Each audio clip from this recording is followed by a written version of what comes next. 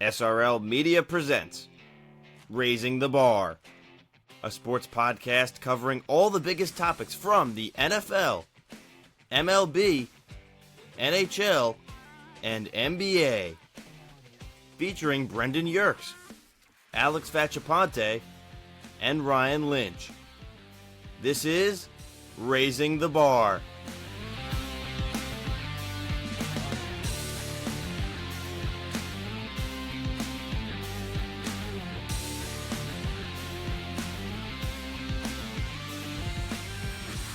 At long last, we are back. Welcome to episode number 10 of Raising the Bar. I'm Brendan Yerkes, joined alongside Alex Vachapante and Ryan Lynch. Boys, it's been a long time coming. Almost a year since our last episode. We've been caught up in some other things, but finally, we're looking to get back on track. Raising the Bar is back. Go. It's been a minute. We're back. Happy to be back. We're back at it. Let's get this going. Let's do it. And now we have the video version too. So this will be on YouTube. Yeah, Ryan waving at the screen. As well as the Spotify and Apple Podcast version, so you could find those. Before we get started, I'm going to plug our socials again. We're getting more content on there as well at srl.media on Instagram and TikTok. But yeah, a lot going on. We're in the Stanley Cup playoffs. We're in the NBA playoffs. Major League Baseball season about a month in, a little over a month in. So we're going to discuss the major storylines there. And then we'll wrap up with a little bit of talk in the NFL. The draft was just under 2 weeks ago, then a trade that went down in recent days. So not too much there, but kind of get back into it. And then as we go, we'll have more and more discussions coming on. But we're excited to be back, and we're going to kick things off with the NBA. What a first round. Can I just say, what a first round. It was absolutely ridiculous. And I think we first need to talk about Knicks Pistons to start off, because in my opinion, I know I'm a bit biased, but I think that may have been the best series in the entire first round. Every game was highly. I don't think there's much of a competition. I don't. Even though it only went 6. It only went 6, but like every game was an absolute sweat. Absolute sweat. When's the last time you could say the first round in the NBA was really this good? Because I know it's different and it's been better in recent years than to go back, say, like a decade ago. Because I remember, like, a decade ago, it was just, like, sweep, like, every single series. Yeah. Like the height of the Warriors' dominance, and, like, when LeBron ran the East, it was just like, all right, it's the Invitational, like, 4 games. There was nothing entertaining until the now final. It's like, now you're actually getting, like, long, like, series, like, competitive series. There was a Game 7, like, 2 games. Gotta love it. It was great. But, yeah, this Knicks Pistons series, I actually went to Game 1 of that series at the Garden, and it was electric. The Cameron Payne legacy game, which is crazy. For no reason, of course. Of course, he's the one to go off. But he gave off crazy energy in that fourth quarter. I carried them that Game 1 victory. And then they lose Game 2 of that series, and everyone in Knicks land starts freaking out. Like, there was serious concern there. But they took care of business in Detroit. They were not worried about anything at all. I realized, wait, I'm an all-NBA caliber player again, and started balling. That Game 4 3-pointer, like... I still don't know how they won that game. How did they win that game? Like, it was just, oh my gosh. But crazy first-round series. And then, of course, the cinematics, Brunson closing it out. Step back over Asura Thompson, who's an elite defender, by the way. Just absolutely broke him. Like, it was honestly embarrassing. Like seeing like how, oh my gosh, it was just, I love Knicks basketball at this point. Like, but is Brunson a flopper though? He's been a flopper, really. There are numbers. That was the Pistons' agenda. The Pistons' agenda was, he's a flopper. When you look at actual total points in the playoffs without free throws, guess who was number 1? Jalen Brunson. So you want to talk about flopping? Okay, he's still getting buckets regardless. So if you want to take out all the fouls, all the free throws, fine. He's still going to get his buckets. He is an ethical hooper. I don't care what anyone says about him. Right. I like that. This is a series that the Knicks needed to win. They were obviously the favorite in the series. And the Pistons did give them a little scare. But the Knicks move on. And I think that'll probably help them going forward, going up against better teams than the Pistons, that a team like Detroit gave them, a little bit of a tough task, having to come back in some games, fight for some leads, stuff like that. But on the other side for Detroit, I think this is their first year being in the playoffs, right, in a while. Yeah. couple years. Young team, and they got a good core. Like, listen, I know they complained a decent amount about things that were going on this series, but I think they got to be happy that they took the Knicks to 6 games. And obviously, they're probably disappointed because they probably could have won this series, but you could at least take this look. We lost to the better team. We got to get better. We got that experience in the postseason, and they obviously have a budding star in Cade Cunningham, so they could kind of take that and move forward, see where they need to get better, have another good season, and be back for more. Yeah, I think this Pistons team, yeah, like you said, the foundation is laid. They have very good players. They just need to keep the core up and keep getting solid talent around them. But the narratives going into the series saying that Cade is better than Brunson, let's end that for now. Let's stop that. I didn't think that was ever a discussion. A lot of analysts I was looking at, they were saying Cade's the best player in the series. Let's stop that. Brunson is a better player right now. That doesn't mean that Cade can't surpass him at some point. He definitely can. But at this current moment, Brunson is better.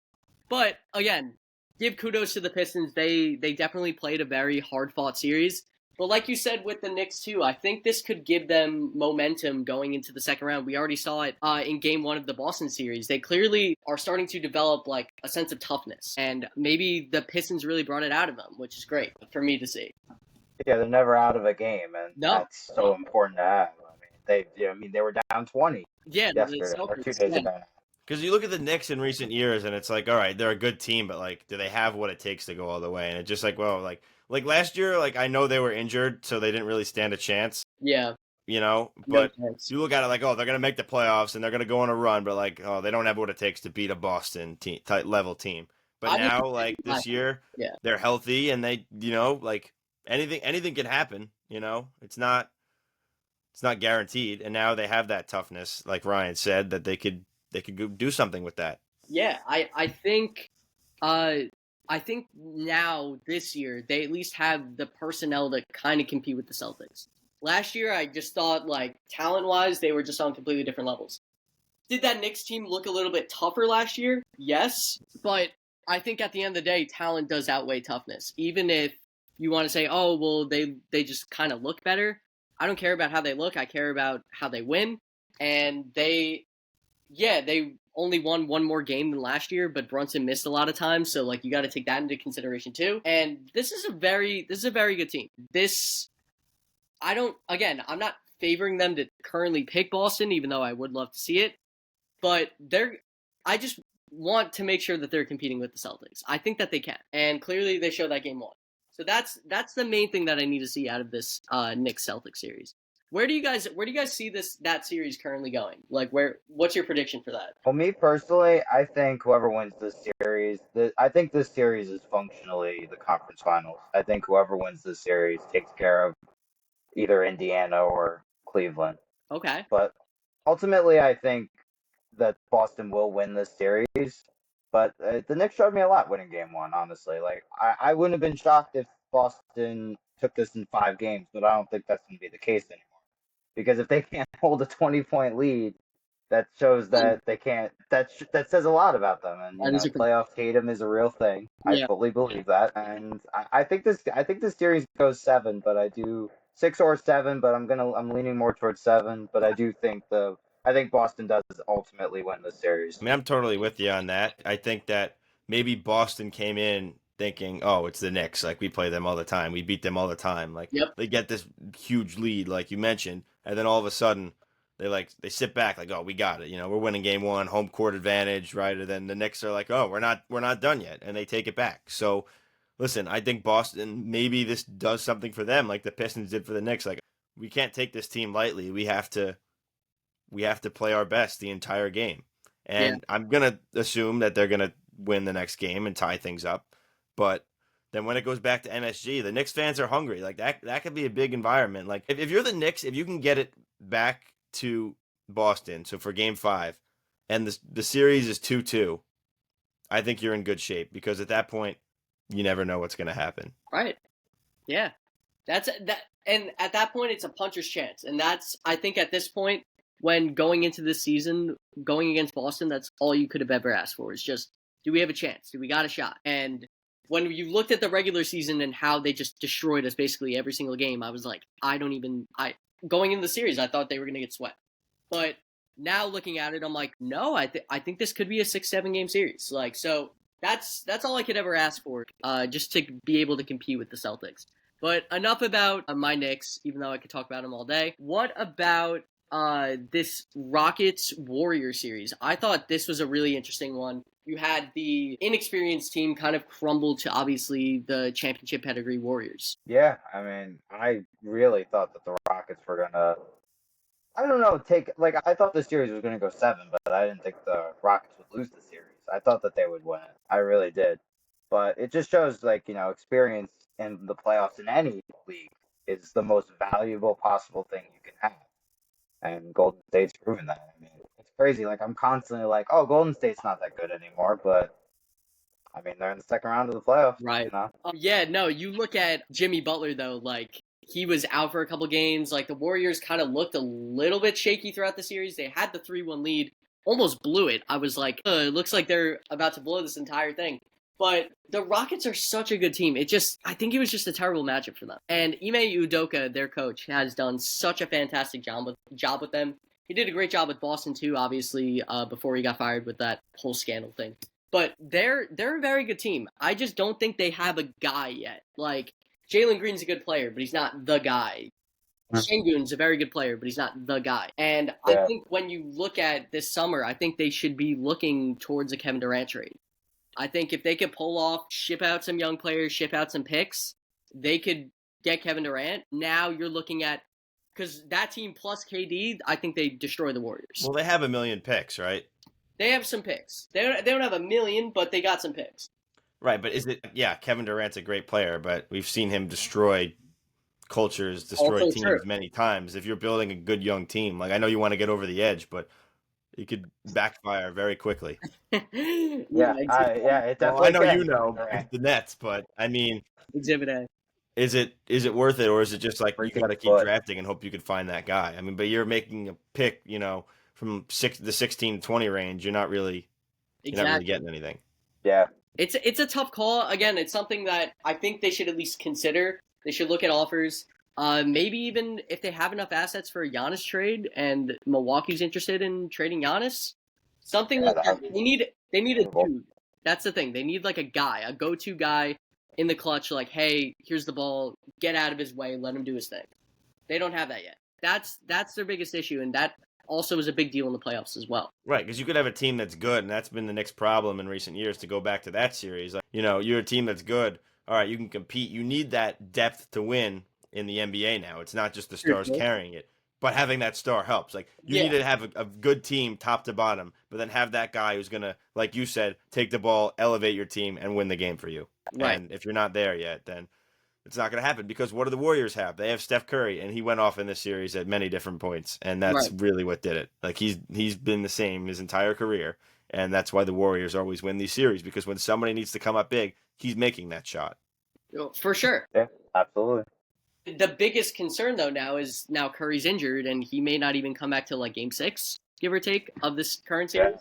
So I think them winning Game 1 of the Minnesota series is so much bigger now. It is definitely bigger. I still think I'll go Wolves in 6 for that. I think the Wolves are just a really good team, and without Curry, like I don't trust them. And they have their stars, and they've made it the last couple of years. They're due. I agree with that. I think and I think Julius Randle is actually playing really well. This is like the first time in the playoffs that Randle's actually played well. I've seen it as a Knicks fan. It's not less nice pressure in Minnesota. Yeah, there's less pressure in Minnesota. That's a fair point too. But you're playing with Anthony Edwards, and he has high expectations as well. But again, the Wolves are a very good team. But the Warriors, the engine of that team is Curry. So without Curry, I don't see them going too far. With the car breaks down pretty quickly. Exactly. Butler's a very good player, but at this point of his career, I don't think he could carry a team like this. So also Nuggets Clippers. That was also a really good first round series. It went 7 games. Jokic was absolutely incredible as always. Aaron Gordon with that like putback dunk at the end of one of those games, which was insane to keep their season alive and keep that going. And the Clippers, like Kawhi is such a great player still. It just he's getting older. He's starting to break down a bit, but he's still such a good player. He is a great player in the playoffs. It's just they don't have enough at this point. Like an older James Harden too. Like they miss like a player like Paul George. I know Paul George like isn't as good anymore. Obviously, has these wash allegations, which he'll need to prove next year. This Clippers team, like they're solid, but they're no Nuggets, and Jokic definitely proved that. They're still that team that loses in the first round every year. Pretty much. Nothing's changed. I mean, they've made so many moves. I mean, I try to look at it from their perspective. It's like, what else do you need to do to get all the way? Like, do you just because they have the LA market to get the stars? Like, I know people want to play for the Lakers, but you have that new arena too, which is insane. But that new arena is pretty, yeah. It's the same thing every year, and I get like they have older stars. Maybe they need that younger star, and that's probably what the situation is. Which they could have had it, I know, years ago, which they did have, but then they shipped them out. They traded Shea away. Yep. Yes. Yeah, that's oof. But now looking at that Nuggets OKC series, Nuggets take game 1 in wild fashion with Aaron Gordon, another game winner in the playoffs. Where do you see that series going, guys? It's crazy. All the road teams have taken game 1, and in the Indiana-Cleveland series, Indiana took both game 1 and game 2 on the road. Crazy. But I don't know. It's a tough series because on paper you think OKC would run away with this, but I mean, again, like it comes back to the experience. You know, Denver has the experience, and they have the best player in the NBA. So It's hard to bet against that. Honestly, I'm taking Denver in 5 or 6 games. I don't think this goes 7. Wow. I really think Denver runs away with the series. I really do. Interesting. Yeah, I was going to mention the experience too. I think they win both games at home. Even if they lose game 2, which they could easily not win, or they could still easily win game 2. I think it's a short series. I really do. I mean, the experience is everything, as you just mentioned, and we've seen like these teams that have been there before, that have the stars that have been there before. They're coming up big. Like you're seeing it, right? Cleveland is good. They've been in the playoffs randomly over the past few years, but Indiana had a longer run last year. Yeah. And now you see Denver, like Jokic won a championship, basically leading the team to the championship. What? It's easy for them. And these younger players need to find their way to do that. And I guess the way to do that is just by winning a series, you know? It's so weird, though, because, like, OKC, you just feel like every year you're like, oh, like, they're finally going to break through the ceiling. Like, last year I thought, oh, they're going to at least make the conference finals. They'll lose in the conference finals, but then, no, they run into Luka. And Luka takes care of them. This year, now they run into Jokic, and I'm like, oh no, it's going to happen again. I think I'm going to personally go Nuggets in 7 here. I think OKC is obviously going to keep it really close. They're still such a talented team on paper. And both offensively and defensively, it's hard not to pick, like, to have them at least in the series. Like you say, the experience trumps all. I'll take Nuggets in 7. Also, I think very similar to the Knicks-Celtics series, I think this is functionally the conference finals as well. I think whoever wins this series probably also goes to the finals. Probably. Fair point. Brendan, where do you stand on this series? What would you say? It's tough, but I think, you know, the Nuggets, since they fired their coach at the end of the season, it was really, I mean, that didn't make any sense to me whatsoever. Mike Malone's such a good coach. I didn't get it. The timing, how well they've been playing, but still, even after that, they've been good. They obviously won the first round series, but I think Jokic is just so hard to bet against, especially with the supplemental pieces supporting them that lets the stars be stars, and it's still going to be a star-driven league no matter what. So I'm with you guys. I think the Nuggets, especially after taking game 1, they're going to take it. The Thunder are going to get some games back, but I'm looking at Denver also winning in probably 6 or 7 games. Fair enough. And then this final Eastern Conference series, which no one saw coming at all. I don't think the Pacers we saw the Pacers taking both in Cleveland, which unbelievable. I mean, also the Pacers have this magic where they play every injured team in the playoffs every single year. But I mean, you have to play what's in front of you. It's just, man, you're not bitter at all. No. Why would I be bitter? It's just like they miss Garland, they miss Hunter, they and another starter too. It's just like, yeah, they're a very good team, but then now their depth's depleted, and Indy's fully taking advantage of that. But also, Cavs, I'm sorry, you're game 2 at home, and you're up 7, and you need to tie up the series desperately. There's 40 seconds left. No excuses. You cannot lose that game. Fraud watch in Cleveland? I think it's fraud watch. I think we're looking at probably Pacers in 5, or honestly, it could be a sweep. At this point, it really could be a sweep. If Right. they're determined enough and Cleveland starters don't come back quick enough, it really could be a sweep. But I'll give them Pacers in 5. Well, obviously, you mentioned the injuries, but is this team, have they been overrated all season? Because they went on that mega win streak to start things out, and they were always towards the top of the Eastern Conference. Is that just because of that great start? Because I feel like after that, it was kind of just like they're just a good to average team. They had like a little bit of a rough patch towards the end of the season, but then that final month, I feel like they really started to correct it. But it's just when you lose your guys, like your top guns, like you're losing, like, all right, you're losing 20 points from Darius Garland. You're losing the elite All NBA defense from Evan Mobley. You're losing another like 15 points from DeAndre Hunter. Like, they have solid bench players, but like these are like starting contributing players that like you can't make that up. Like, unless guys severely step up, it's almost impossible. And this Pacers team is just, they have a lot of depth, and again, Tyrese is a very good player, and he's actually really impressed me this playoffs in particular, just showing up in the clutch. I didn't think I'd see that from him, but he's been phenomenal. And that final shot yesterday, I mean, wow. So yeah, I'm gonna give them their respect. I think they win in 5. What do you guys think? Yeah, I'm gonna give Cleveland a little more credit. I think it probably goes 6. Okay. Honestly, going into the series, I think Cleveland. I probably would have taken Cleveland. I would have too. To win the Yeah, series, same here. but not. But probably in 7 though. Like I really saw this as a close, tight match series. But yeah, I mean, seeing Indiana take the first 2 games on the road. That's what I'm saying. It's tough. You can't do that. You can't, especially as the number 1 seed. I mean, you can't do that. You put yourself in a hole right away, and that's a hole that not many teams ever have come back That's what from. I'm saying. I just don't see it. And especially like you said, missing, Garland, he's 24 points a game, Yeah, Like that's a big loss. That's half your points. that's what, like, you need that. You need And that. they'd be able to It's come back tough. maybe if they had him. Like, Right. Yeah. If Yeah. they had it's him just and like he was good to everything's go, stacked against them. If they had him, yeah. You're going on the road, you're missing some of your best players. You're just, there's nothing. I'm going to agree with Ryan. I think Cleveland will claw back into it a little bit, Okay. make it go to 6, but I think with Indiana being up 2 now, they have 3 of the remaining home games. Like, they're Right. gonna take command. Definitely. And yeah, that closes things up with the NBA. All right, in the NHL, I'm going to keep the sentiment that we had in our NBA segment. The first round was phenomenal. One of the best first rounds in a while. Insane. First round usually always good in the Stanley Cup playoffs, just because the sheer magnitude of games. There's just so many compared to the other rounds, and they're usually always competitive. But this year especially, all of them went to 5 games, and only 2 ended in 5 games.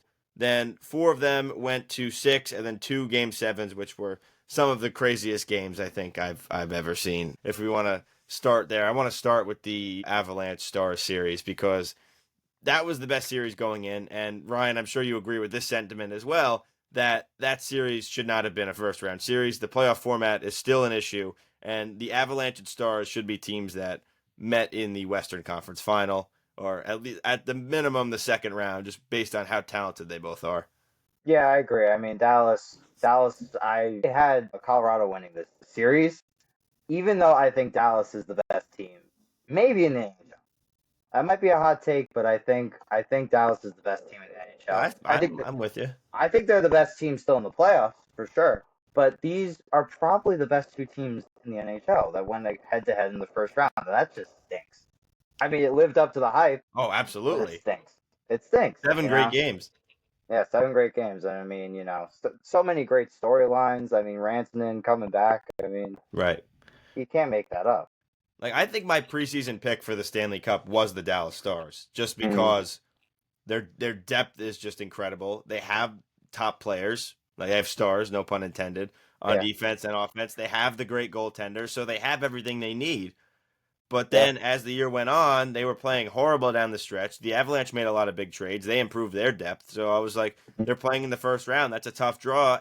And I probably would have maybe picked the Stars to win, but then they were missing Miro Heiskanen and Jason Robertson for the first round. So I'm like, all right, I'm going to go Colorado. I actually picked Colorado to win the Stanley Cup, but it was one of the hardest things I had to do because I like both of those teams. And again, with Dallas being my preseason prediction for the Cup, but then going into the playoffs, Colorado being my Stanley Cup prediction. It was like Yeah. rooting interest was kind of hard, but a great series. But I think I agree with what you said about Dallas as well. That they're the best team remaining in the playoffs. I think out of the eight in the second round, Dallas is the best one. Just the way they're built. And I know we've talked about it before. Back-to-back Western Conference Finals. Like, is this the year they get back and get it done? No, that's the crazy thing. I think the Jets are winning this series. Really? That's what's so crazy. That's what's so amazing about the NHL playoffs. Because how crazy that comeback was for Dallas. They had so much momentum coming in, but that comeback for Winnipeg was just so much better in so many different ways. I mean, 1.6 seconds to go in the game, and they tie it up. Let's just say if I was a St. Louis Blues fan or that happened Yeah. in my team, I would have probably broke something. And I mean, imagine if they didn't win the cup in 2019. I mean, Oh my God. If, like, they still were without a cup, I would be the fact that you lose in that way is just Yeah. like, and they had a million chances to just chip it out or like tap it out of the zone, but instead they're going for the empty net and like they stop, just chip it out or skate the puck a few more feet and get it over You the don't red need line. another goal. Dump it in. Like, what are we That's doing here? happens. And then just like the sheer odds of like that Ehlers fans on it and then somehow manages to immediately get it back and just like hero balls it across the ice, just swings it over, tap in front, and like it's tapped in. Like you can't even make it up.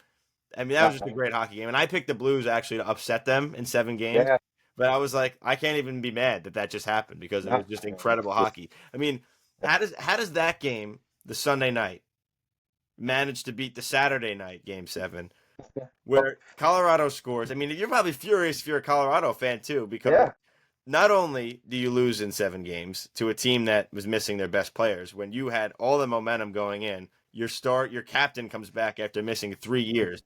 You traded a lot at the deadline, including your first-round pick in a loaded draft next year, and your best prospect and only good prospect, who's like a top 20 prospect in the league, for a Brock Nelson. You trade a bunch for Charlie Coyle, does nothing as well, along with Nelson. And Jack Drury, who was in the Rantanen trade, takes the penalty, then ends up losing you the game.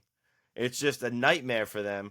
And like you trade Rantanen to Carolina, you can't even be mad. It's like you figured, all right, he's in the East. He's not a problem anymore. And then they trade him because he doesn't want to stay there to a team that is one of your rivals. Is brutal. And then you place him in the first round. He's getting called a fraud for the entire second half of the season for being a McKinnon merchant, as people are saying.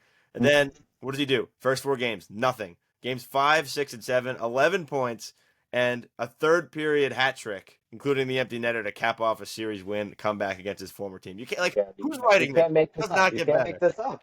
That's why that's what I'm saying. Like honestly, this second round series, I know I'm saying this a lot, but like these two teams just seem like teams of destiny, don't they? Like Yeah. it just seems that way, and like I don't know. It's just I feel like this is.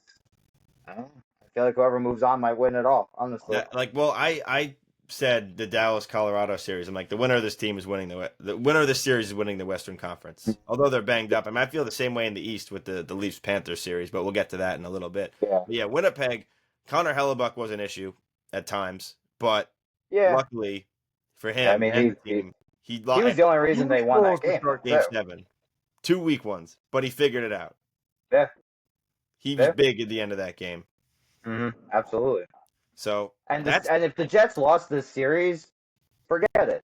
They're throwing away everybody, and they're probably starting a rebuild. Yeah, right. Talk about St. Louis. What do they do? What do the Jets do if they don't win? Yeah. 2 years in a row, first round, President's Trophy. But I mean, now if you lose to the Dallas team, you could be like, all right, fair. Like you lost to a good team. It's still frustrating. But then you got to think, what are you going to do to get over the hump? But maybe you need the experience. But it's a big series for Hellebuck. I mean, this just these two teams are so evenly matched. It's going to be fun to watch. Yeah. No, I mean all these matchups. I mean, have been great. Yeah, just to keep it in the West, we'll keep moving. Like you're saying, Edmonton and Vegas, which Edmonton shouldn't even be here. The Kings just botched it again. Oh my gosh! I mean, they just can't beat them. I mean, it's 4 years in a row. 4 years in a row. And was this was the first time they had home ice advantage? I believe so. Yes. Yeah. Well, I actually thought the Kings were going to win because of that, because they're so good at home. Yeah, but not. I mean, honestly, from game 1, even though they won game 1, I knew they weren't winning the series. Why? Because they blew a 4-goal lead. Yeah, because they blew a 4-goal lead. Are you kidding? Exactly. But they did end up winning. But I don't know. Well, then they It's won crazy. game 2 pretty convincingly. I know they did, and then that changed things for me. But games 3 and 4, they had a lead in both of those games and lost. Like game 3, like the challenge from head coach Jim Hiller will just never make any sense. Like you literally have, like it's just so frustrating. I'm not even a fan of the team, but it's like it just makes no sense. Like the other team scores a goal and it's clearly a goal. Why would you challenge it and give like one of the best power plays in the league? especially that you get the power play now if it's wrong. Right. That's the problem. Yeah. If there was no power play, then go ahead, challenge it. But Yeah. Why? Yeah. There's nothing to lose there, but then you lose everything. that was the turning point of the series. Because then Edmonton scores, they take game 3, like, all right, they got momentum, and LA's not good on the road. And you thought, all right, if you get a win on the road, you could at least feel good about yourself. You go up 3-0. And then game 4, you're up 3-1. You give up a late goal. All right. Then Quentin Byfield could just skate it out of the zone. One more foot. He tries to dump it out, fans on it, stays in. Evan Bouchard ties it. Then the Oilers win in overtime. So it's just 2-2, and then you knew they weren't coming back. Then Edmonton has all the momentum, goes into LA, Absolutely. wins the game on the road, and then they close things out. And again, it comes back to the experience. I mean, they were in the finals last year. They were in the conference finals 2 years before that. I mean, they have the experience. It's just so crazy to me because Edmonton I don't think they're that good of a team. Even last year, like it's just McDavid and Draisaitl and Corey Perry in the Big 25. Well, he's always on the team that loses in the finals. Right. I mean, well, he's like playing with McDavid and he's scoring goals left and right, but it's just you look at the bottom 6 of this team and the last pair of defensemen and the goaltending especially, it's just like how do they win? Like I don't know. That's a good you question. have 2 of the best players in the world. I guess that's all you need. Yeah, I mean, they're probably the 2 best players. I don't think that's really much of a debate. And then running into Vegas, who I'll just touch on quickly, beating Minnesota in 6 games. Minnesota had their chances to win this series. Yeah. Caught a little bit of bad luck. Had a lead, lost in overtime in Game 4 when they could have went up 3-1. Game 5, they scored with a minute left, got taken away for offsides. Vegas wins that one in overtime, and then they really couldn't go. Yeah, it wasn't a big shock. I don't think a lot of people had Minnesota winning. Well, they were one of the better teams in the beginning of the year, but then Kaprizov got hurt. They kind of fell a little bit. They'll be back. They will be. Yeah, they're getting cap space back. The Parise Suter contracts are coming off the books finally next year. That's crazy. It's been holding him back for a while since they bought him out. Yeah. So now you get that cap space. You have Kaprizov. You'll be okay. It's just frustrating when you think you could have won a series. But Vegas, I think, is like Dallas, one of the deepest teams that really nobody's talking about. Since they won their cup, they've kind of fallen under the radar. Well, they didn't make that big, sexy move that they do at the deadline every year, it seems Well, they didn't need to, really. They didn't need to. No, why would they? You know, they're still only 2 years removed from their cup. I mean, I feel like people forget about that. Exactly. Like, they don't have the sexy player. I think that's what it is. Like, they just, they have stars. Like, don't get me wrong. Like, Mark Stone and Jack Eichel are, like, 2 of the best players in the world. But they just play a 200-foot game, defensive, first mindset. But they score goals. They set up plays, and their fourth line. Like, you got guys like Brett Howden, who you won't be happy to hear, is scoring big goals. And I know. Yeah, no. I mean, stuff. he's been fantastic for them. They're getting it out of everybody. Their D are active, and Aiden Hill is like, again, like somebody went on like a miracle run 2 years ago, and he's still playing shutdown hockey. Just as good, yeah. So it's crazy. It is, and I mean, I'm like, I know a lot of people hate Vegas, but I personally love Vegas. I'm so glad that the NHL is working there. Oh, and like you could make the argument that the expansion draft was rigged, and like it probably was. Like, let's be honest, but that's a whole separate thing. Well, it helps if they're winning. Happy. Yeah. Oh yeah, of course. Yeah. I mean, they've literally only missed the playoffs once in their whole franchise history. And everybody celebrated, and then they won the cup the next year. Yeah, but that's the model on how to build a team, and it's ruthless. But when they think a player is done, like kind of like the Patriots of in the NFL, and like their heyday, like you get rid of a guy like when he's kind of older, and then somebody else makes the mistake and pays them. Yeah. And they're ruthless. They're like, they let go of Riley Smith, and now they got him back for cheaper, obviously. But they let go of Riley Smith 2 years ago. He said, no, we want to sign Ivan Barbashev instead for that money because he's younger and more effective, and it works. So now they are one of the business side of hockey. And they're one of the most well-built teams in the league, and they're going up against Edmonton, who just plays run and gun with the 2 stars. So it's really like a 2-difference matchup. And I'm leaning towards taking Vegas in 6 games here. But then Edmonton surprises and comes back from down 2 goals and wins game 1 4-2. Yeah. It's crazy. But I agree with you. I think Vegas wins the series. I think it goes 7 though. I do. It could. It definitely could. I just think But that if I think anybody's Vegas going to does shut win down McDavid and Dry, it's going to be Vegas. But already we don't know I agree. because they, again, lost game 1. So, again, to go to the other series, Jets and Dallas to round out the Western Conference, as we talked about before. You said you're going Winnipeg. How many games? 7. I think it's gonna be. I think this is gonna be one of the best series ever.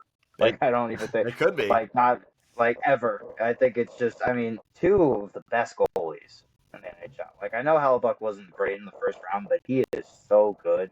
He's so good, and I think he's locked in right now. And I don't think he's gonna let anything in that isn't like deflected 7 times.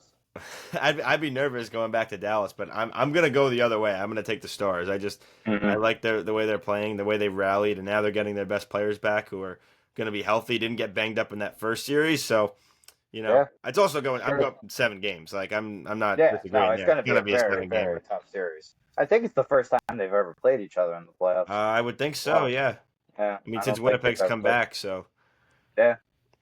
All right, let's shift to the East. I think a lot less storylines there compared to the West. So the West is like a bloodbath. For the East, I don't think there's that many strong teams in the Eastern Conference. It was all the first round were very predictable. Right, I mean, and I picked more upsets. Like I don't know, I was like maybe like New Jersey gets lucky, but the Hurricanes depth and the Capitals. I thought Montreal maybe knock them off because they had to fight for their life, and Washington was distracted with the Ovechkin thing the last couple months. Didn't play their best hockey, but they took care of business and shut that down quickly, and now they're playing Carolina, but it's a good chance for Carolina to advance. I think Washington goes and wins in 7, but now after Carolina taking game 1, their depth and they've been in the playoffs the last couple of years. They're built for this every other year to make the conference final.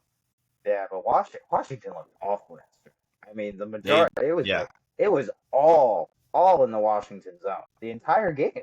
Like they could not get it out. I mean, they were lucky just to even get it to overtime, I think. But at the same time, Carolina couldn't score. I mean, they got the win. They put 2 past the goalie. I don't even know who's the Logan goalie? Thompson. Logan Thompson, yeah, right? He was great. He was actually great yesterday.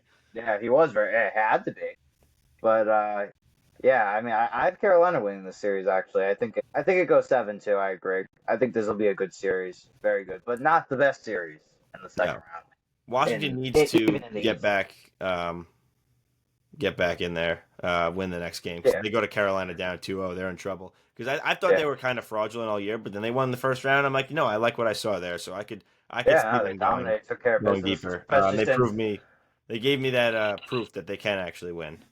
Yeah, especially since they had that history when winning they won the Eastern Conference and the 8th seed Montreal facing them in the first round. Right. They had some demons there. Yeah.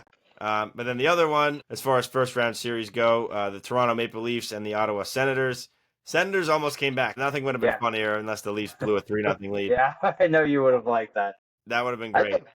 I think Ottawa is going to be really good next year. Yeah, I mean, it's good. You could tell they fell behind in the series because they were inexperienced. They were on the road. Yeah, but I mean, they 2 bounces go their way. They win the series. Right. I mean, it's their first time in the playoffs for most of their team. And then the first game it showed they were in a different league in that one. But then games 2 and 3 they lose by 1 goal because it goes to overtime. You got to be frustrated because you got to think they played well enough to win even though they were down. And you go down 3-0, it's kind of hard to come back. And they almost did. They get game 4, and it's good that they won those 2 games so they got some more taste of playoff hockey. And they'll definitely be back. They're gonna improve. They're in good shape. And the other one, I was pretty surprised. Florida and Tampa Bay. I was actually expecting Tampa to go win the East because I liked the moves that they made at the deadline. I thought Gensel had a good year, and he's a playoff gamer, but nothing. I know they were injured, very injured, but they fell flat to Florida. Only winning 1 game. I mean, that's not good. Florida just plays rough hockey. I think just not teams. They do, and that's just not. But Tampa used to be rough too. I mean, I guess they're not like that anymore. Not as much. But this Florida-Toronto series. Yeah. Oof. I am too. Florida coming out that first period was just rough. I know. It showed me a lot. I'm taking Toronto. I think if they don't win game 1, I take Florida all the way, but I'm taking Toronto in 7 games. I think Florida, my original prediction was Florida in 6. Now I think maybe just because the Leafs winning game 1, it might have to go to 7, but this is the pathway for the Leafs. And I don't ever say that but Yeah. this is the best team they've had in a while. They have the good Yeah. goaltending. This is the best depth they've had. Their D is solid. And the actual stars, their core four, especially William Nylander being the best of the four right now, they're Yeah. carrying the load, and they They're in usually the don't. team. Matthews needs to wake up a little bit. But Yeah. they're This performing, has and to this be is the the year. best team they've had. If they can get past Florida, I think they're winning the East. This is like I said about that series in the West. The Really? winner of this series, I think, is going to the. Interesting. See, I think if they run into Carolina in the finals, they're done. Well, Carolina, if they make the finals, you'd be like, how is this team there? But it could happen. I think, right. Honestly, I think that they're my pick to go to the finals out of the East right now. Carolina. Well, it could happen, so it's not really Yeah. crazy to say. I mean, they have a 25% chance. That's when you think about it. very true. All right, before we wrap up with the NHL, I want to discuss some other things quickly. So my New York Islanders won the draft lottery, so they missed the playoffs. They had the 10th best odds. They find a way to get up there. That franchise is in a pretty rough spot now. All of a sudden, Lou Lamoriello's gone. They got the first pick, and things could be looking up quicker than it needs to be. Some people are saying full rebuild, but I don't think that's the case. There's a core of players there. You can get this thing back on track within a couple years. Look at the Blues and Capitals as an example. Yeah, I mean, I think getting the first overall pick is such a valuable thing. Maybe more than any other league. You can form your team. Look at what the Leafs did when they got Austin Matthews. Right. I mean, they haven't missed the playoffs since they've had him. I mean, they've done nothing in the playoffs, but it can transform your team. Even though there's not a star of that caliber in this draft like McDavid or Matthews, but you're getting the best possible player in the draft. I mean, you're picking first, obviously. And, right. Obviously, there's going to be some NHL ready talent that's going to transform your team right off the bat. And some good prospects, and we'll see who they hire as GM. I saw some reports, Ken Holland and some older guys. Like, no, I want somebody fresh. We can't be. But we'll see. But some positivity on Long Island. We'll see if Patrick Waugh stays. Yeah. Well, Mark Bergevin's in the running too. Oh, okay.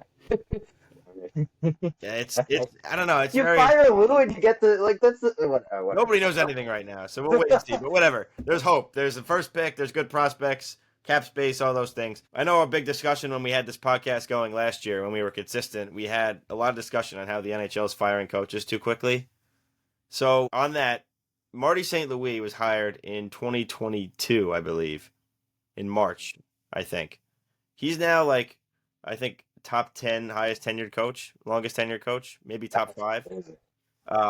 There's 6 or 7 teams right now looking for coaches, including, well, not anymore, your New York Rangers. They hired Mike Sullivan as he quickly went from Pittsburgh to New York.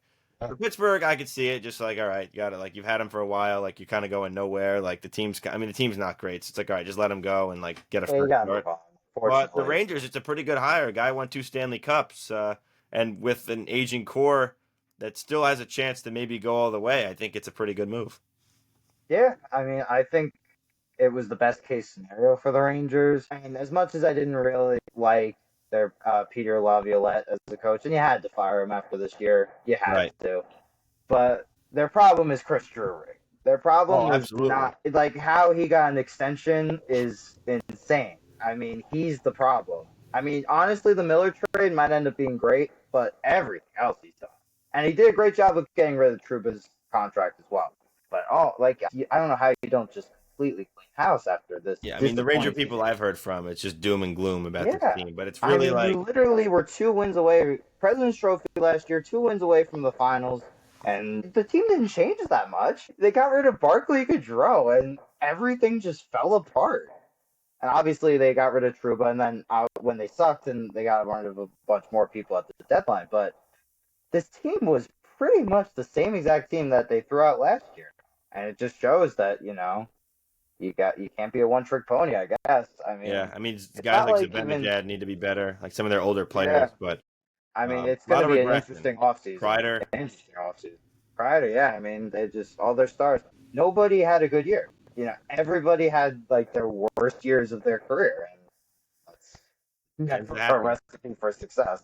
We'll see if they make a couple right moves with Sullivan as the coach, and they might be able to make the playoffs again, go on a run. But no guarantees. There's up and coming teams that are fighting, so you never really know.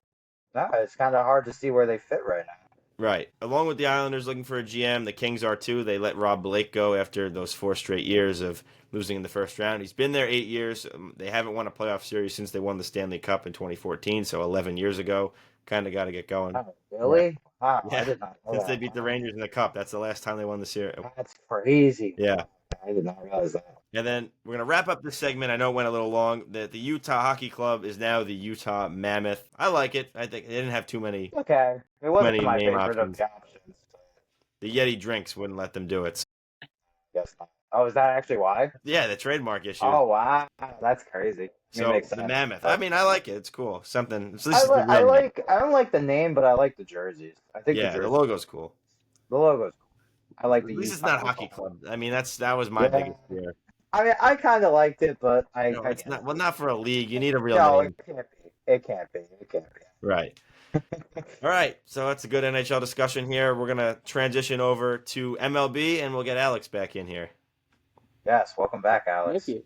Thank you. Lots to talk about with the MLB, even though it's somewhat early. We're going to start off with the Detroit Tigers. Gentlemen, do you know how good they've been? Are they first in the AL or They are first in the AL. I mean, by a game, but still, you have impressive? to start somewhere. Their run differential is plus 36. And the Yankees are plus 60. So it's like, whatever. Yeah. But my question to you two is their pitching.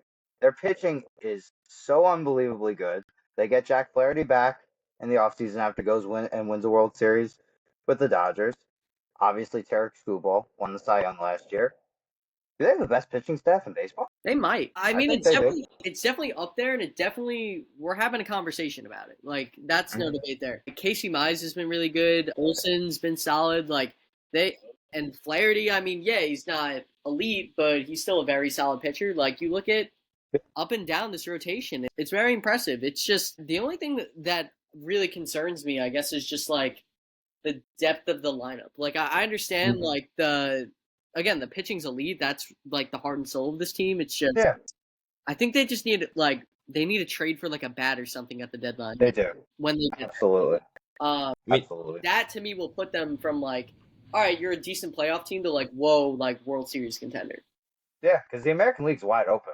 Oh, for sure.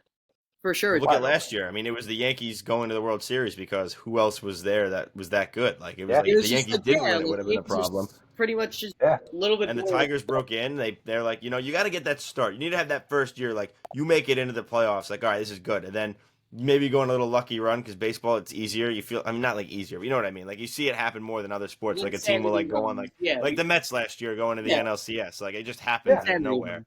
And it's easier to take a bigger leap forward. Right. So now you're like, all right, let's not make it a fluke, and they're showing that. And you're mentioning the starting rotation. They have their ace. Not a lot of teams could say that. A lot of teams have a good rotation, but they don't have the ace. And when you have that guy every couple of days that can go out there like a Tariq Skubal, that's exactly what you need. And then for like Flaherty and like the lower parts of that rotation, how many teams could say they have like a really good 4 or 5? Like you could say like it's not many, like unless you're the Dodgers, like the good teams could say like we have a good rotation 1 to 5, but you're not going to say, oh, we have like an elite pitcher back there or a really good pitcher. You just have a good solid pitcher who eats up innings, and that's what they have to hold down the lineup rotation. But the lineup, as Alex said, is exactly what I was going to go to. Like if you feel like you're a team that's good enough, like Detroit, and you're in that division. Yeah, I know it's harder to attract people there, but when you're ready to win and you've been compiling prospects for years and years and years, there comes a point where it's like, all right, let's trade some of them and go and get a guy who's really good. And I think that if you feel like you're ready and there's a position of need, you pull that trigger and then you get that top player. Yeah, absolutely. I mean, they're at the point where they took that step last year, and it's like you're not thinking about the future anymore. You're thinking about now. I mean, and they were involved in free agents too over the winter. Yeah, they didn't get anywhere. they were very active. They're going after the big time players. They're not just sitting back like a small market. So. Like that they got Gleyber too. I think he's a good veteran presence. I think that was a great move for them, and he's been playing great. Yeah, he's playing good. He said the Yankees were the reason that he sucked. Right, he's another guy who's like, who's always been a solid player. Well, like obviously, like he's had his moments of being bad. Yeah. Like I'm gonna like defend the Yankee fans a little bit. Like he's had his miscues, but that's another guy like playing in the New York market where you've had your troubles. and then you get free a little bit, and you can kind of like you're the same player, but you're not as scrutinized for like every little mistake. Yeah, I mean, he's a good player. I mean, Baltimore moved their fence back because of him. I mean, Right. That's a little ridiculous, by the way. They moved it in a little bit. But the one thing I just want to touch on really quickly is, have you seen how well Javi Baez is playing right now? Yeah. Yeah. They threw him in center field, and he's robbing home runs. He realized He's the second best defender in center field in MLB. he's always been like a I'm saying. athlete though. Like he can like he's a baseball player. Like I understand like yeah, he strikes out a lot. He has like a horrible vision at the plate sometimes, but he's actually looking much better this year, which is awesome. When he's locked in at the plate, like he's a very good baseball player. He just has that knack defensively. Obviously, when he was playing shortstop, like he was a very good defensive shortstop. Like so, this does not surprise me. It's just it's being locked in at the plate. It's being able to take your walks. It's just those little things that he's starting to clean up right now, and now he's starting to look like that really good player we once saw. Well, it makes it easier when you're playing on a good team. I mean, when they signed him, they were not very good, so he's kind of carrying the load, and he's under a microscope almost. But when you have guys in the lineup that are around you can also contribute, then you could makes it easier. Then you're going to get better at bats. You're going to be able to walk more. I mean, he never walked. I mean, he would swing at everything. Like, it was awful. I mean, Alex, I remember me and you went to a Met game a few years ago and we actually saw him walk, and it was like... Oh, it was unreal. Yeah. Like a miracle. We were stunned. Yeah. But we also saw him swinging at one of the worst pitches ever. So, I mean, you get the best of both worlds. Right. Yeah, so, I mean, good on the Tigers. You know, Spencer Torkelson, too, also coming back. Almost didn't even make the team out of spring training. He's playing very well. One of their top prospects for years. Yeah. Seems to be taking that next step forward. But I just want to switch to something that it's cooled down a little bit since the start of the season when it was big in the news. But the torpedo bats. You know, the effects that it's had is they've increased home runs with specifically with the Yankees. But some players have seen it do well. Guys like Francisco Lindor using a torpedo bat and, you know, seeing results. I mean, Lindor has historically been awful in April, especially as a Met, and he's putting up his MVP numbers just like he did last year. You know, I mean, my thought is like, is this another spider tack? Is this another steroids? I don't think it's to that level, but could it get to that level? I think it's perfectly fine. I mean, it's perfectly within the rules. Like they quite literally looked at the rule book and said, all right, this is exactly the ramifications of what you could have for a bat. And they went perfectly within the rules and took full advantage of it. I think it's just a smart looking at analytics and understanding, oh, well, our players are kind of getting under the ball and hitting it in this particular spot. So let's put the barrel of the bat in that spot. I think that's just being smart. And if anything, I think that's actually good for the game. I think it makes the game more exciting, more electric, having these more home runs. If anything, I actually hope that they bring back the juice balls, because during that like 2016 type of time when the ball was basically flying out all the time, that was really fun baseball. I mean, yeah, there was a lot of scoring. Maybe you want to get like a healthier medium, like between now and like that kind of juice ball era. But like maybe if we got somewhere between that plus the torpedo bats, like we could see a lot of high scoring games, which can make baseball really fun. Well, and draw in those like casual like viewers. That's the problem, because baseball isn't growing with new viewers. So if they're able to do that and bring in some other viewers, I think that's how you can really grow the game. Well, then it extends the game if they want to keep them shorter, but it makes it interesting. I would right. I don't know. No, I mean like us big baseball fans, like I love watching a guy strike out 14 and go 7 shutout innings. No, it's but fun. The home runs and scoring runs, that's what's exciting, and making the diving. It's also going to increase defensive like web jams too. You know, right. Harder when you hit get a ball. guy striking out 14, like that happens like once in a while. That makes it even well, better. yeah, especially now since everybody down. Barely go more impressive past 5 innings. But that's a whole other conversation. Being torpedoed, but it's like when they first came out, the torpedo bats, like that opening week, I was like, I think this is going to be a problem, and I didn't, and it wasn't even an anti-Yankees like thing, because I know that many people made it an anti-Yankees thing, and a lot of Yankee fans took it that way. Right. I thought it would be a problem because, like, it was just going to be way too much offense, like mayhem. Like they had like 8 home runs in a game or more. Like they were like First 3 pitches of the game were yeah, like home every runs. pitch seemed like a home run at that point. So I was like, To be if this fair, gets they're league facing wide, West like I was gonna say like they should ban it almost and be like, you don't want this to get out of hand. But then like not because it's the Yankees, just because like every team's gonna get this like advantage like this, like is everybody was allowed to use it. But then in recent weeks it's slowed down a little bit and it's been like, yeah, it helps the players hit better, but it's not like overpowering. So now I think it's okay. But like right at that first week, I was like, if everybody's using this and like we're gonna have every game be like 15-10, like and that's bad. You don't Yeah. do that much. Well, Like you want more offense, I mean, but like not that much. at the end of the day, it's baseball, though. You still need to make contact with the ball. Like, All right. there's no way it was going to be sustainable, like, that high of scoring. Like, and Mhm. we've seen it. Like, we've seen the Yankees go down, obviously, like, in their total numbers and, like, not being as dominant. But, like, And other teams have used it. yeah, and other teams have used it, and they rightfully should. I mean, it's perfectly within the rules. Like, if they... Yeah, it is, and that's why I didn't complain. I was like, if it's fine, like if it's there, it's there. But I was like, I think that they shouldn't let anybody use it then, just to like keep the game the way it is. But things have evened out, so I think it's okay, and I have no problem with it. I could Yeah, I change mean, my pitchers are opinion. just Am I not learning how allowed to to change pitch. my opinion? I mean, pitchers are just learning how to pitch to people. I mean, it's really as simple as that, honestly. Well, right. I mean, remember the sticky stuff, like you just mentioned before. It's like you're like, how are they going to pitch without it? And now look, like you don't. It's like I forgot that even happened now because it's Right. like they Yeah. adjusted. Like the only things thing even now is out. when they touch the pitchers when they're leaving the Well, mound. The thing Well, is, that- dude, this is the game of baseball. The pitchers adjust, then the batters adjust, then the pitchers adjust. Like it's always cat and mouse. It's always back and forth. So like Right. this isn't surprising. This is how it always has been. It's the game of inches. But how about we talk about our New York Mets? How about that?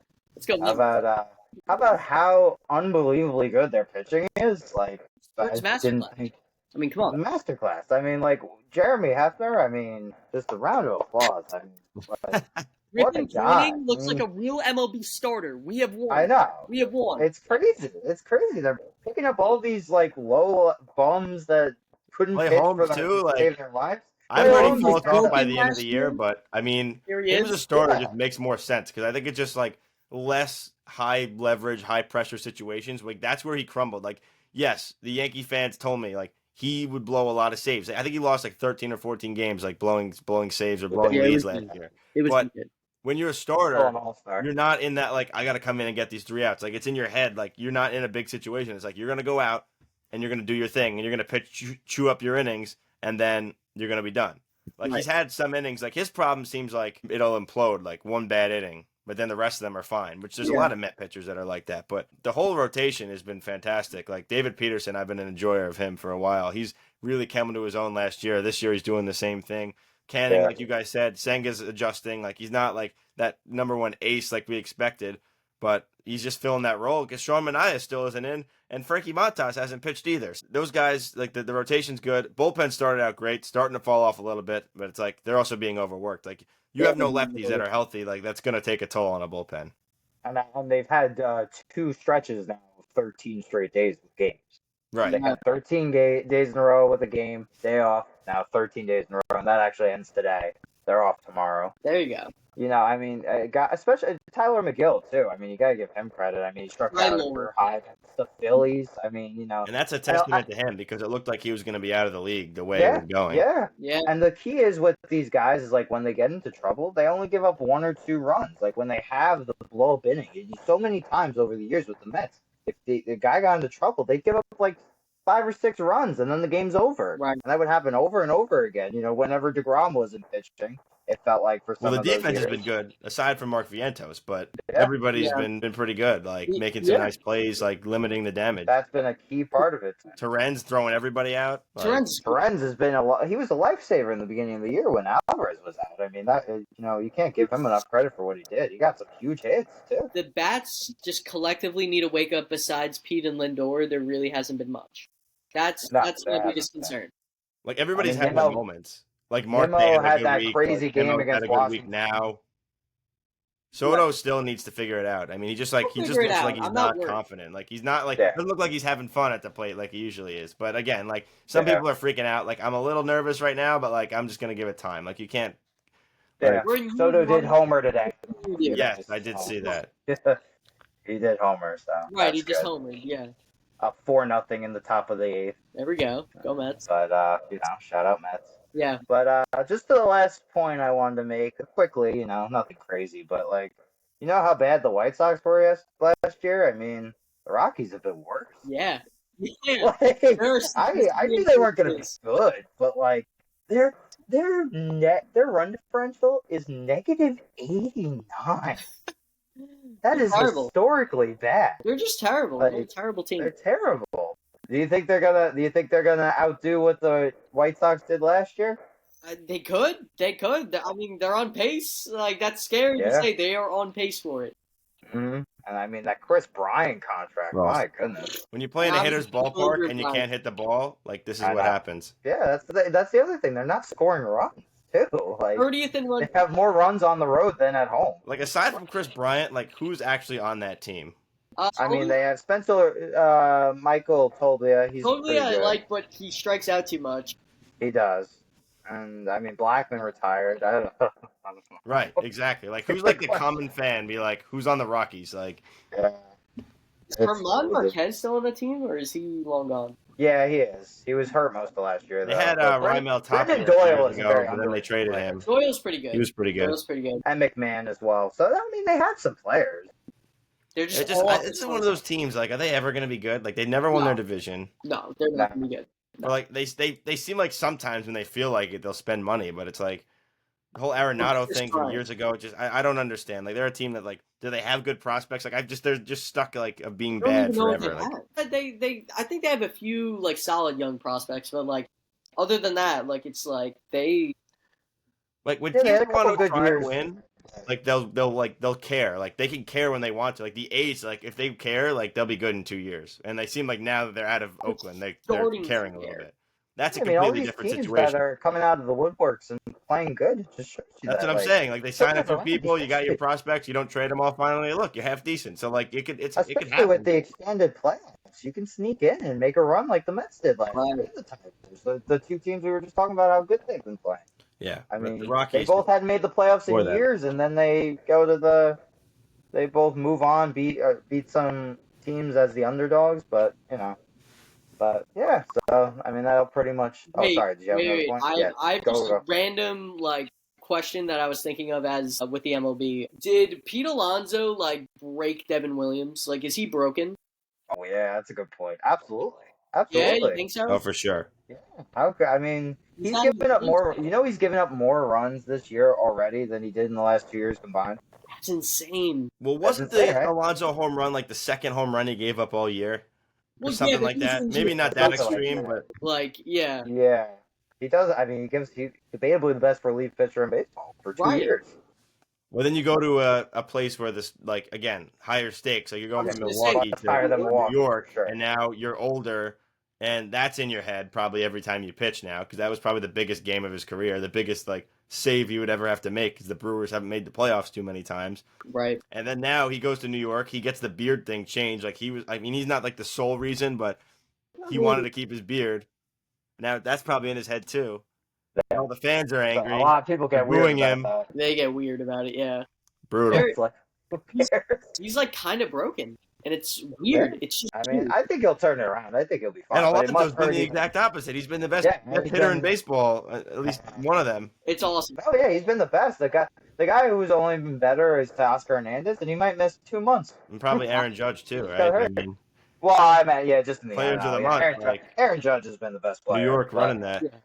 New Yeah. York. It's all New Crazy. York. Crazy. New York, New York. I mean, everything goes through New York. All But right. I mean, and to add salt in the wound with how good Clay Holmes has been for the Mets, you know. Yeah.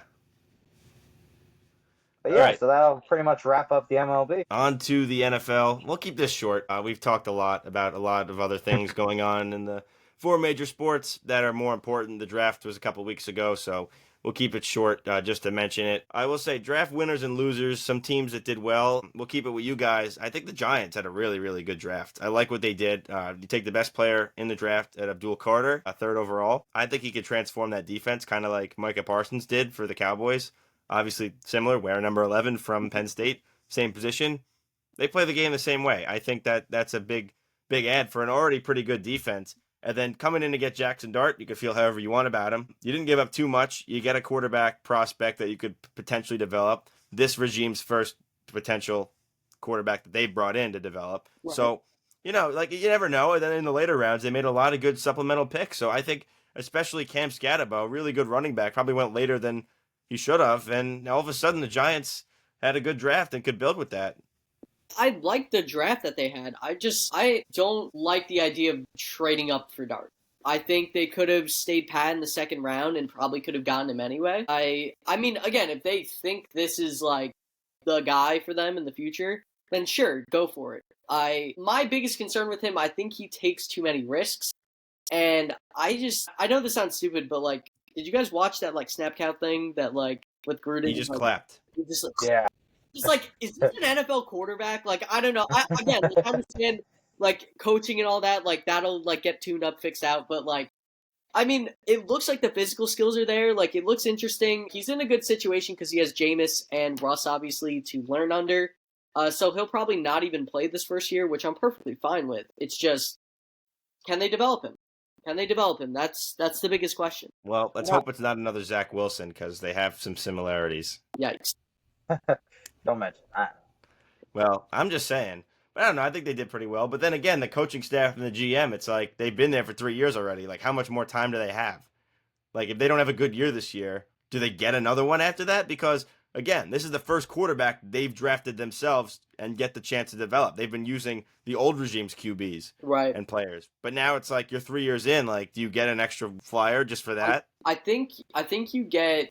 I think it's based on like kind of performance. Like it needs to be like, all right, was there a progression this year? Did they look better than last year? Right, like not wins and losses, but like do they look like a better team than the year before? I think they're a very improved team. I think so too. I think on the defensive side of the ball, like adding Carter, you add Javon Holland, you add Paulson Adebo to this defense, the secondary, like this I think could be a top 5 defense in the NFL. That defense could steal some games. It could. Yeah. It single-handedly could. The edge rushers are great. We have the best D tackle in the league, and there's no debate there. Right. This defense could be pretty decent, but will they get completely gassed by the end of games because the offense can't score? It's possible. Yeah. The Jets. I mean, it lives and dies on that offensive line. I mean, that was their worst. Well, the offensive line is not good. That's the problem for whoever's back there. Like they have better weapons than they've had, but the line's bad. But listen, like they won 3 games last year, right? 3 games. Yeah. Now this year, like they might still only have like 5, maybe 6. But if there's like, you expect more. But if there's the eye test, like it's like, all right, you could see some players getting better. You see that development, and then maybe Dart could be your guy for the future. Then it's a win, and then maybe they stay. Other teams, that was the big one that stood out to me. I think I wanted to talk about Shedeur Sanders sliding like crazy, which he didn't go to the Giants because apparently he acted like a fool in the interview. Yeah, I heard that. Yeah. But listen, like at the interview, he still has the potential to be good. Here's what I'll say. I heard he answered a call while during one of the interviews. Yeah. I think with him, I think he's in the worst possible situation. He went where young QBs go to die. Yeah, that's absolutely true. Cleveland never develops quarterbacks. Let's be real. Besides, I mean, yeah, they drafted Baker, but then they lost him within a few years. So I wouldn't even count that really. So they do not have a history of developing quarterbacks whatsoever. I'm very concerned for his development. I think he's actually a pretty solid player already. I would even argue I think he could be better than Dart right now. I think I would say he's probably, in my opinion, the second best quarterback in the draft. But I don't know. Clearly teams don't like him. Clearly maybe they think he's an attitude problem. Maybe they don't want to deal with Dion breathing down their necks for maybe like a head coaching job or something like that, like in their organization. I don't know. But I just find it surprising. I like round 5 when he was potentially first, second, like even hearing him being in the 3rd round, like everyone was like, what's going on? Yeah. I mean, he's good. Like, I don't think he's as good as everybody says he is. Definitely not how good Mel Kiper says he is. Yeah, he went far, but I think it's just like any team would be like, oh, let's take a flyer on him. But like, I just don't think anybody wants to deal with that drama for a 4th or 5th round pick. Like, because at that point I was like, why don't my Jets just say like, hey, we can't figure out a quarterback, take him. Like, you never know. But then do you want to deal with all of that stuff? And whether it be true, whether it be not true, it's just like another thing you have to deal with. You're trying to change a culture. Do you want to bring that in? And most teams probably felt that way. And we're like, but we're going to stay away, and probably didn't have him on the board at all. So I can understand it. And of course, Cleveland would be the one to take in the drama. Nice. Yeah, Right. I mean they are filled with a disaster all the time. So what's it going to get worse?